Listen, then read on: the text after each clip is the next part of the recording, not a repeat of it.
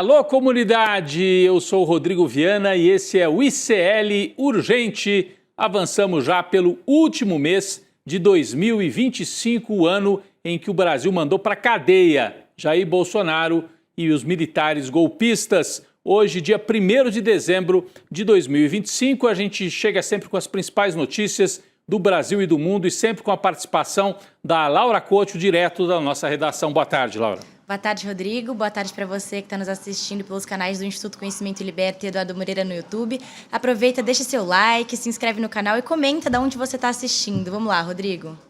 Bora lá. Boa tarde para você que mora nesse país em que a extrema-direita viveu um fim de semana de brigas e enfrentamentos.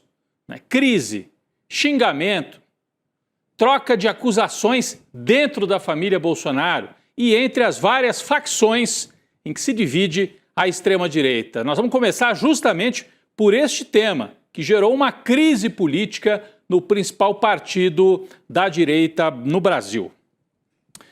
O Partido Liberal acaba de convocar uma reunião de emergência para abafar a crise envolvendo Michele Bolsonaro e os 3 filhos mais velhos de Jair. Está aqui na tela, ó. PL convoca a reunião de emergência para enquadrar a Michele Bolsonaro. Hoje, os 3 filhos mais velhos de Jair, o Carlos, o Flávio e o Eduardo, responderam à madrasta, que abriu uma crise política durante o fim de semana ao implodir o acordo que havia entre os bolsonaristas e o Ciro Gomes para concorrer no Ceará. Você lembra disso, né? O Jair Bolsonaro mandou lá o deputado André Fernandes no Ceará fechar um acordo com o Ciro Gomes para tentar derrotar o PT. Só que a Michele Bolsonaro foi para o Ceará e disse: não é nada disso, vou fazer tudo diferente do que disse o Jair. Tá preso, ter sido eu. Olha, foi gravíssima a crise. A Laura traz mais detalhes sobre isso tudo. Rodrigo, a ideia dessa reunião é dar uma enquadrada na Michele depois do barraco com o André Fernandes, o deputado federal pelo PL, no Ceará.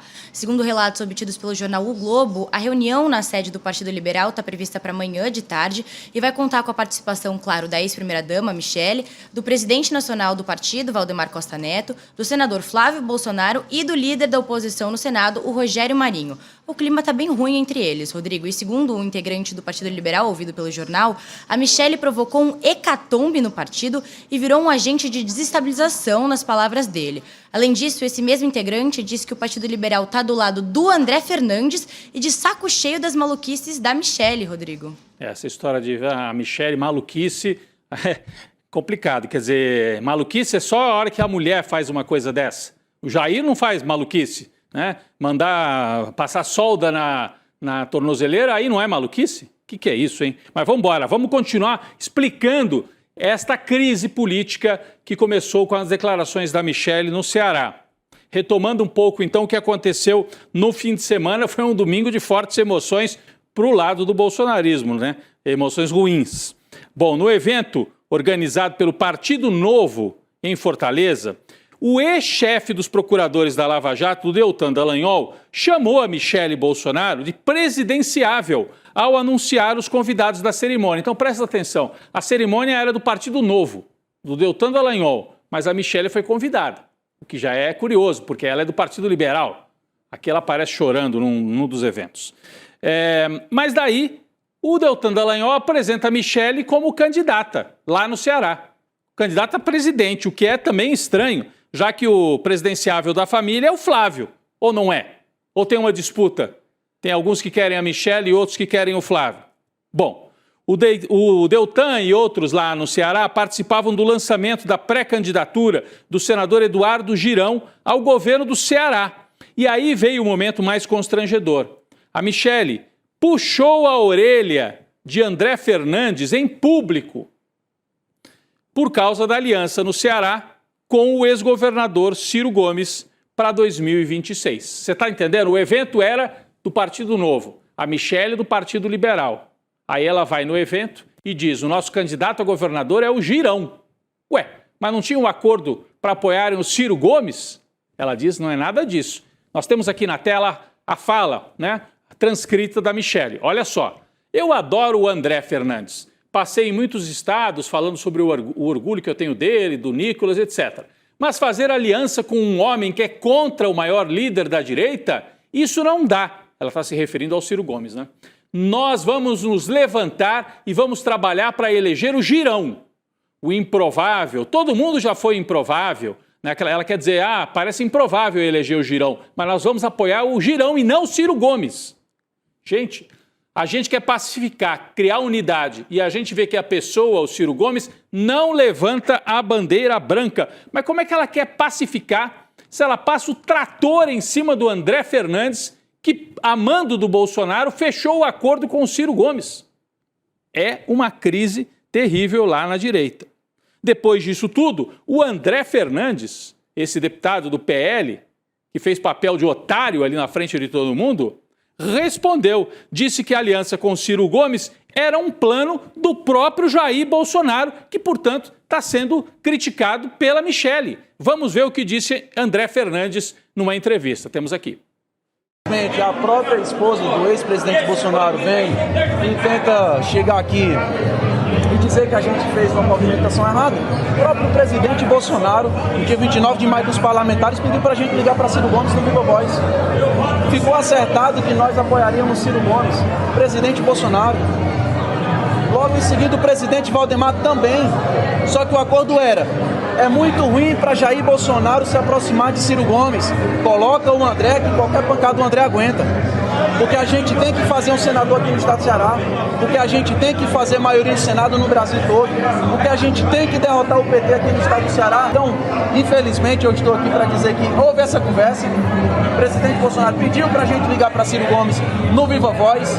O filho de Jair Bolsonaro, Carlos Bolsonaro, naquele mesmo dia que também estava presente, falou que era importante essa união. Então, eu não falaria isso em hipótese alguma. Ou seja, ele está dizendo assim, não estou entendendo coisa nenhuma.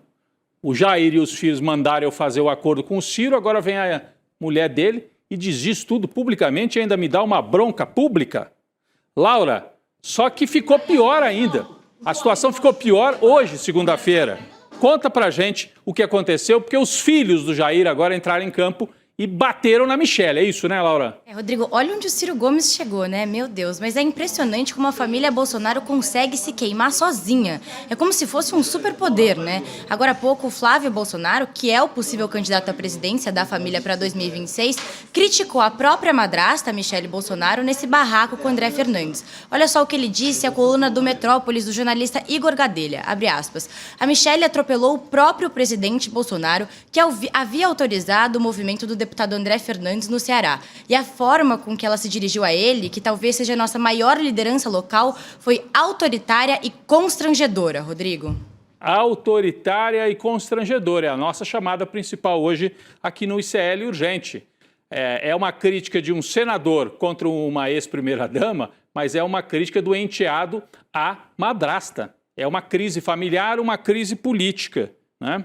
Bom, o Flávio não foi o único filho do Jair a criticar publicamente a Michelle. Os outros irmãos, Carlos e Eduardo, também entraram na onda. Olha o que o Carluxo postou agora há pouco no X. Tá aqui, ó. Carlos Bolsonaro. Meu irmão Flávio está certo. Temos que estar unidos e respeitando a liderança do meu pai, sem deixar nos levar por outras forças. Respeitar a liderança do meu pai. Ele dá a entender que a Michelle não está respeitando os acordos e a liderança do Jair. É o que está na entrelinha, né? Teve a resposta também do Eduardo, o outro filho. Vamos ver? Eduardo também postou. Está aqui, ó. Meu irmão Flávio está correto, foi injusto e desrespeitoso com o André o que foi feito no evento. Não vou entrar no mérito de ser um bom ou mau acordo. Foi, aliás, um mau acordo, pra você explicar para ele que é com U, né? Mas tudo bem. Foi uma posição definida pelo meu pai. André não poderia ser criticado por obedecer o líder. Bom, é isso que dá também, né? Esses movimentos em que o líder fala, todo mundo tem que se ajoelhar, não pode questionar. De qualquer maneira, está aí estabelecida a crise. Vamos repetir para quem pegou pela metade. Michelle Bolsonaro foi ao Ceará e implodiu o acordo entre o bolsonarismo e o Ciro Gomes, que ficou fazendo papel de otário, né? Não sei se vai para Paris de novo. E aí, depois que a Michelle fez isso, os filhos entraram em campo, disseram que ela é autoritária, agiu de forma constrangedora e não respeita a liderança de Jair Bolsonaro. Qual vai ser o desfecho? Vamos ver. Tem reunião convocada para amanhã na sede do PL lá em Brasília. De qualquer maneira, é um desgaste tremendo, principalmente para Ciro Gomes e para André Fernandes, que fazem papel de perdidos, né? Ficam perdidos no meio do tiroteio, mostram que não mandam em nada, que são paus mandados. O que o Jair manda, depois a Michelle desmanda, ficaram perdidos no meio desse tiroteio. Só que os barracos na extrema-direita não acabaram por aí no fim de semana. Não foi só dentro da família Bolsonaro. Teve MBL contra bolsonarismo, direita contra direita. Laura traz mais detalhes pra gente. Rodrigo, essa treta é uma salada mista azeda de figurões da direita, né? Ciro Gomes, Deltan Dallagnol, família Bolsonaro, e quem também entrou na briga foi o famoso MBL, aquele movimento de extrema-direita que acabou virando o Partido Missão. Só para completar a lista de gente boa, né? E no palanque, o candidato à presidência do Missão, o Renan Santos, falou que quer acabar com a raça do Flávio Bolsonaro. Dá para perceber que o clima não está muito legal entre eles, Rodrigo. Vamos conferir o vídeo. Quero ver o filho corrupto deles no debate comigo. Flávio Bolsonaro, eu te aguardo.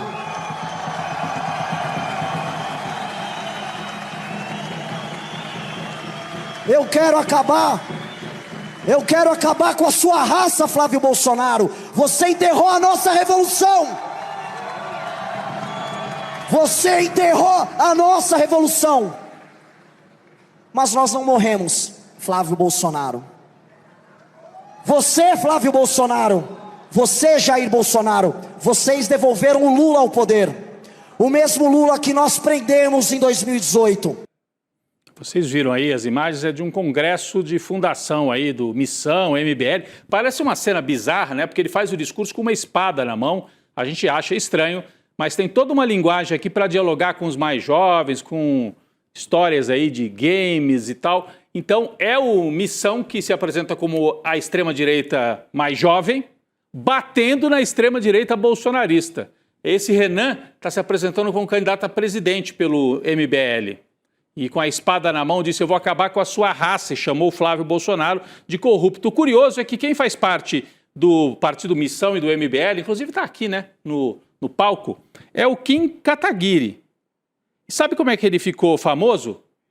Em 2016, tirou foto do lado do Bolsonaro, durante o golpe contra a Dilma. Olha a foto aí, ó. Então, o Kim Kataguiri ontem estava lá ouvindo o amiguinho dele, Renan, dizer que Bolsonaro é corrupto, que vai acabar com a raça da família Bolsonaro. Só que ele esteve, né, eles estiveram ao lado do Bolsonaro no golpe contra a Dilma. E falando no MBL, teve barraco também de ex-integrante do MBL, acusando o partido de envolvimento com os corruptos investigados pela Polícia Federal. Tudo isso no fim de semana, gente. Família Bolsonaro, ataque contra o Flávio por parte desse Renan e briga entre eles. Laura, fogo no parquinho, Laura. Rodrigo, é tanto barraco que eu vou me perder, né? Mas o drama da extrema-direita ganha novas camadas a cada dia. Essa história é o seguinte, o Fernando Holliday, que é um ex-membro do MBL, hoje vive à base de críticas do movimento e do Partido Missão, que na prática é a mesma coisa com outro nome, né? Recentemente, o Holliday ele não deixou passar o escândalo do dirigente do MBL com um esquema bilionário de sonegação envolvendo a refinaria Refit. Olha só o que ele disse no X. Abre aspas. O Missão, do MBL, era financiado pelo Beraldo, que operava no grupo Refit, e que estava num esquema bilionário de sonegação, que envolvia pessoas ligadas ao PCC e que poderia estar envolvido em um caixa 2 para alguns do Centrão. Mas uma coisa não tem nada a ver com a outra, Rodrigo. Foi isso que ele disse, ele jogou tudo no ventilador, né? Ele jogou no ventilador, para quem se perdeu aí, o Fernando Holliday foi do MBL. Quando o MBL rompe com o bolsonarismo, ele fica com o Bolsonaro. E agora o Fernando Holliday está dizendo o seguinte, olha, o MBL, vocês estão aí se lançando como partido limpinho, mas vocês têm uma ligação com esse Beraldo, que além de ser comentarista da Jovem Pan, era um operador do esquema da Refit. Olha, o que apareceu nesse fim de semana de evento, em que os membros do MBL participam, financiados os eventos pela Refit, e a Refit é considerada hoje o grupo de maiores sonegadores do Brasil, MBL, Partido Missão, enrolado com esses investigados por corrupção. É isso. Bom, no fim de semana também houve um ato, né, que era para ser um ato em apoio ao ex-presidente Jair Bolsonaro em Brasília. Mas foi um fiasco completo, uma manifestação completamente esvaziada. Está aí a manchete. O ato reuniu em Brasília, atenção, um total de 130 pessoas. Deu para contar assim, ó. 130 pessoas pedindo anistia. É menos do que, como escreveu o nosso redator aqui, é menos do que o samba lá perto de casa. Bom, foi tão pouca adesão que o evento terminou às 4 da tarde, antes do horário combinado, que era das 2 às 17. Olha só as imagens um pouco deprimentes. Se o bolsonarismo está dependendo disso daí para virar o jogo, já era por Jair Bolsonaro. Agora a preocupação é menos isso aqui, ó, e mais como é que vai lidar com a comida na cadeia, né, Jair Bolsonaro? A vida da mulher do preso, hein? Michele Bolsonaro um dia causa confusão no Ceará e no dia seguinte está visitando o Jair na cadeia. O ministro Alexandre de Moraes liberou mais uma visita da Michele hoje. O Moraes liberou também o apetite gourmet do ex-presidente, autorizando a entrada de 3 pessoas para entregar as marmitas da Michele. Tudo isso sob fiscalização da PF. É isso mesmo, Laura? Rodrigo, Jair é ruim de fuga, mas conseguiu escapar do mexidão da PF, né? Agora as marmitas vão passar por um processo de fiscalização e registro do que for entregue, mediante, claro, um termo de responsabilidade a ser assinado pelos entregadores. E sobre quem vai entregar as marmitas? O Moraes liberou 3 pessoas. O irmão da Michele, que chama Carlos Torres, o ex-assessor presidencial Marcos Ibiapina, e o tenente Kelso dos Santos. Mas não foi só isso, Rodrigo. Como você já citou, na próxima quinta-feira, no período da manhã, a ex-primeira-dama Michele vai estar acompanhada da filha Laura para visitar o marido Jair Bolsonaro. E no mesmo dia, o filho 02, o Carlos Bolsonaro, também vai poder visitar o pai Jair, seguindo as mesmas regras e na mesma faixa de horário. Agora a gente tem que aguardar as cenas dos próximos capítulos, né, Rodrigo? Eu tô ansiosa por essa novela. Não, vai ser uma lavação de roupa suja na cadeia. Porque imagina, o Jair vai chegar, Michele, o que você foi falar no Ceará? De tarde, depois vai o Carlos, no mesmo dia, visitar. Ô, meu pai, Jair, tem que segurar aí a madrasta, que ela tá falando demais, tá te desautorizando no Ceará. Você imagina a lavação de roupa suja do Jair com a família nessas visitas, né, autorizadas para a próxima quinta-feira. A gente vai seguir acompanhando o desdobramento dessas questões. E eu queria aqui avisar você que acompanha aqui as nossas análises e o nosso noticiário no ICL Urgente.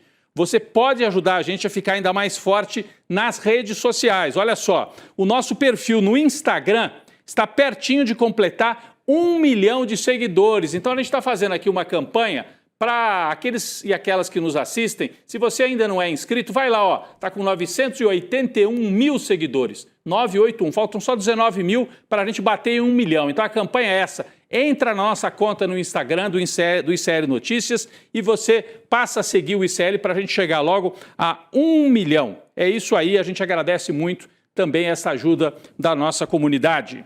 Vamos seguir aqui com o noticiário.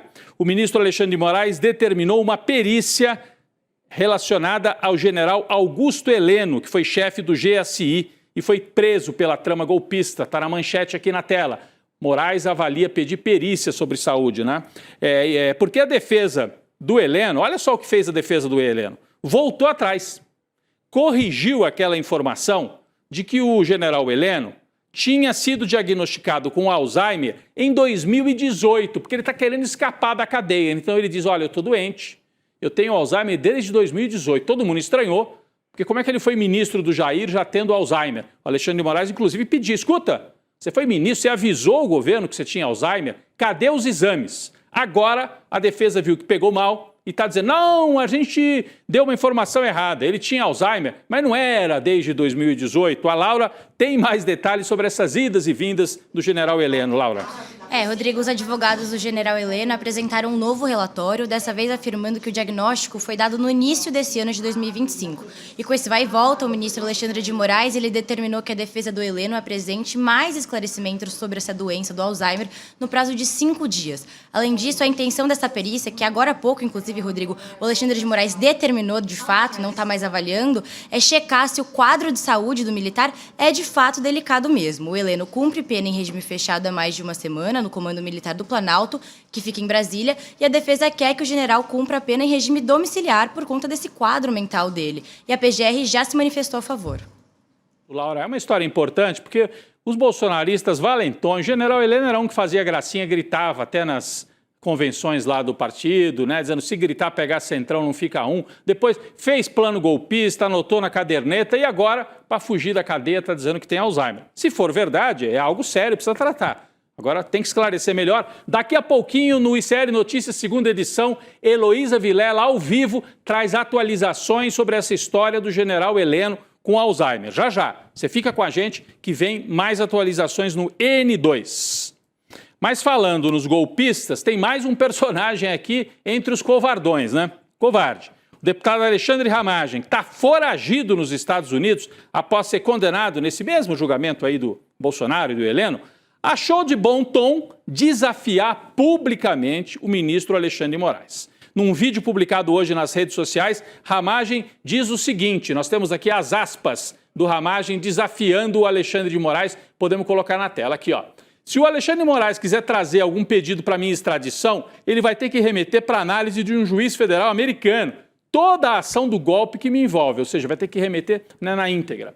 Então eu peço, traga para análise dos americanos essa ação, que nós vamos ver uma resposta enfática dos norte-americanos do que é uma juristocracia, uma ditadura, uma arbitrariedade que assola o Brasil agora, diz o Ramagem, dobrando a aposta, atacando e fazendo uma espécie de um desafio ao Alexandre de Moraes. Será que ele ganha ou perde esse desafio? Até agora, quem apostou contra o Alexandre de Moraes perdeu. Quem disse que ia fechar o Supremo com cabo e um soldado perdeu. Quem disse que jamais obedeceria uma ordem do Alexandre de Moraes e o chamou de canalha na Avenida Paulista perdeu, está em cana com 27 anos. É o Jair Bolsonaro. O Ramagem está fazendo a mesma aposta. Lembrando que o deputado saiu clandestinamente do país em setembro. A Polícia Federal apura se ele teria deixado o Brasil por Boa Vista, capital de Roraima, e depois seguido para os Estados Unidos, passando talvez pela Guiana. Se o STF pedir a extradição de Ramagem, a Corte precisaria primeiro fazer a solicitação ao governo, ao executivo brasileiro, que seria então o responsável por apresentar esse pedido formal ao governo Trump. A palavra final é do governo dos Estados Unidos. Vale lembrar que os Estados Unidos negaram já a extradição do blogueiro Alan dos Santos, também foragido desde 2021. Vamos mudar de assunto, falar sobre o tensionamento entre Lula e o Centrão lá no Senado Federal. O presidente do Senado, Davi Alcolumbre, parece irredutível em apoiar a candidatura de Jorge Messias. Não quer apoiar de jeito nenhum. Está irredutível em relação a isso. Em nota, Alcolumbre criticou a demora do presidente Lula em enviar a mensagem oficial com a indicação do Messias para a vaga de Luiz Roberto Barroso, porque o Lula está usando essa estratégia. Não entrega a nota, porque daí o Ramagem não pode, não entrega a indicação oficial, o Ramagem não pode marcar a sessão em que isso seria analisado. Porque o Ramagem quer uma sessão rápida para o Messias não ter tempo de conversar com os senadores. Alcolumbre publicou esta nota aqui, dizendo que o Senado está perplexo e sugeriu que Lula busca interferir indevidamente no cronograma estabelecido pela Casa. Aqui nós temos alguns trechos, Nenhum poder deve se julgar acima do outro. É nítida a tentativa de setores do Executivo de criar a falsa impressão perante a sociedade de que divergências serão resolvidas por ajuste de interesse fisiológico. Falsas impressões, cargos e emendas. Alcolumbre, cara de pau, rapaz. Que cara de pau. Aqui no finalzinho, se puder voltar aqui com o documento, aqui no telão ainda, ele diz, absolutamente, da parte dessa presidência, absolutamente nada alheio ao processo será capaz de interferir na decisão livre, soberana e consciente. Sendo que ele, Alcolumbre, que está sendo acusado de interferir indevidamente, ele quer usurpar, tirar do presidente da República o direito de indicar o seu nome.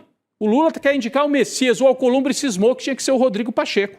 E não quer facilitar as coisas e está usando todas as estratégias para bloquear a indicação do Messias. Alcolumbre defendeu o prazo imposto para a sabatina, marcada para o dia 10 de dezembro, a próxima quarta-feira. Com a crise se ampliando, ministros e assessores próximos ao presidente Lula passaram a discutir até novos nomes. Tem até um plano B aqui, eu tenho um pouco de dúvida. Tem um nome ventilado aqui que, se o Messias não passar, o Lula poderia indicar Simone Tebet para o Supremo. Será? Ela tem formação jurídica. Não é propriamente uma jurista, mas tem formação jurídica. Lula insiste no plano A. que é o Messias. Laura, conta pra gente. Rodrigo, o presidente Lula disse a assessores que deseja negociar pessoalmente a indicação do Messias, mas que espera um gesto de que o presidente do Senado, Davi Alcolumbre, também quer entrar nessa mesa de negociação. O Lula também deixou claro que caso o Alcolumbre derrote o candidato dele, o Messias, isso vai sacramentar o fim da relação entre os dois.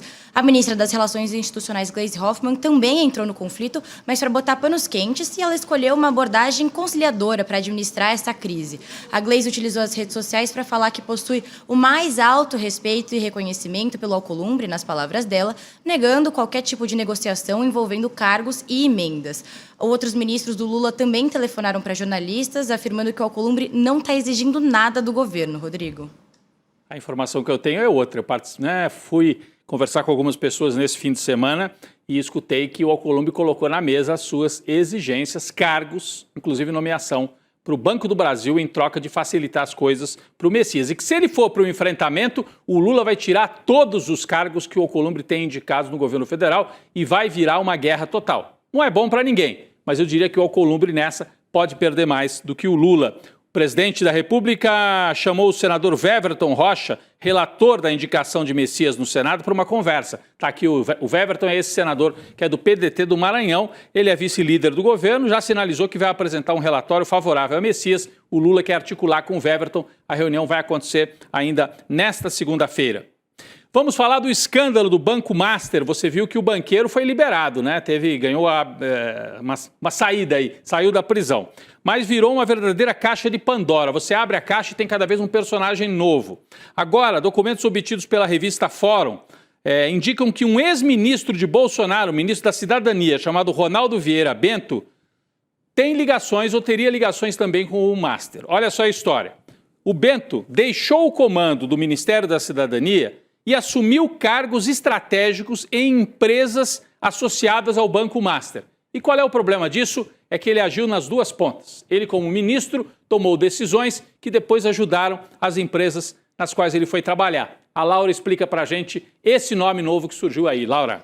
Rodrigo, a história é o seguinte. Registros apontam o Ronaldo Bento como administrador de duas instituições criadas a partir do antigo Banco Voiter, em uma reestruturação que separou os ativos do Banco Master. Só que tem um detalhe. Na época do governo Bolsonaro, o Bento ajudou a abrir um mercado de empréstimos consignados sobre benefícios sociais, como o Auxílio Brasil, que é aquele Bolsa Família repaginado do Bolsonaro. Só que pouco tempo depois, ele assumiu a administração de empresas que lucraram com esse modelo de endividamento.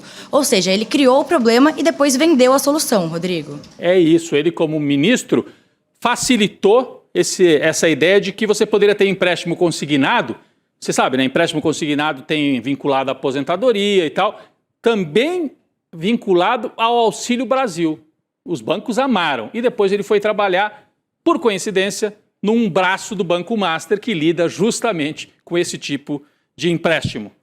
Falando em Banco Master, a investigação da Polícia Federal apontou que o BRB, o Banco Estatal, o Banco Regional de Brasília, atuou para tentar mesmo adiar a liquidação, que era iminente, da instituição controlada por Daniel Vorcaro. Está na manchete aqui da Folha, ó. A ideia era manter o banco funcionando, né? Garantir liquidez ao Master, né? Aceitando parcelar a cobrança do dinheiro referente a créditos fraudulentos. Então, a ideia era salvar, ou pelo menos adiar a quebra do banco, para permitir que o Vorcaro tomasse as medidas aí de proteção, talvez, do seu patrimônio. Que bonzinho, né? O BRB tentando salvar o amigo da falência. Laura Couto, obrigado mais uma vez pela parceria aqui ao vivo no ICL Urgente. Obrigada, Rodrigo. Até amanhã. Até amanhã, mas você fique por aí, vem aí o N2, né? Antes do N2, no entanto, eu tenho um aviso aqui para você. Seguem abertas as matrículas para a primeira pós-graduação do Brasil em Teoria Crítica da Sociedade. Está aqui na tela. Você lembra? Foi lançada semana passada. É uma parceria do ICL com a FESP, a Fundação Escola de Sociologia e Política. Teoria Crítica da Sociedade. Como é que você participa, faz a sua matrícula? Em iclurgente.com.br. Né? É uma pós-graduação que tem super nomes aí acadêmicos como Nancy Fraser, Vladimir Safatli, Gessé Souza, Márcia Tiburi, Elia Jabur e muitos outros. Não perca, se inscreva já em iclurgente.com.br. Agora sim, vem aí o N2, hoje com a Roberta Garcia, Chico Sá, daqui a pouco eu estou por lá, Heloísa Vilela de Brasília e toda a nossa equipe e os nossos convidados. O ICL Urgente volta amanhã. Valeu, gente! Quando a primeira turma da pós Repensando o Brasil, Sociedade, Política e História começou, a gente não imaginava, mas estava construindo um dos movimentos mais potentes de formação crítica do país. Foram mais de 5.000 alunos matriculados em 2025. A pós-graduação do ICL, em parceria com a FESP-SP, se transformou em um projeto revolucionário e transformador no Brasil. E o mais impressionante é que todos passaram a enxergar o Brasil de uma outra maneira, com método, com contexto, com profundidade. No dia 14 de dezembro, num domingo, às 8 horas, vamos abrir a nova turma de 2026 e as inscrições com condições exclusivas de lançamento. Essa é a sua chance de fazer parte dessa revolução no pensamento brasileiro, ao lado dos maiores intelectuais do nosso país. Fala pessoal, tudo bem? Leandro Demore aqui para dar uma notícia incrível. O ICL tem sua própria revista digital, a revista Liberta, um novo espaço de jornalismo profundo, crítico, com a nossa cara, feito para quem quer entender o Brasil e o mundo além da superfície. Na revista Liberta, você vai encontrar os maiores articulistas e colunistas com análise sobre política, cultura, atualidades e, claro, muito pensamento crítico. Esse vai ser o nosso espaço semanal de reflexão em profundidade. Faça agora mesmo a sua assinatura. Acesse icl.com.br/revista. E se você já é aluno ou aluna de algum curso do ICL, tem um benefício especial para fazer parte disso com a gente. Um desconto exclusivo para garantir a sua assinatura. Revista Liberta é o ICL em profundidade.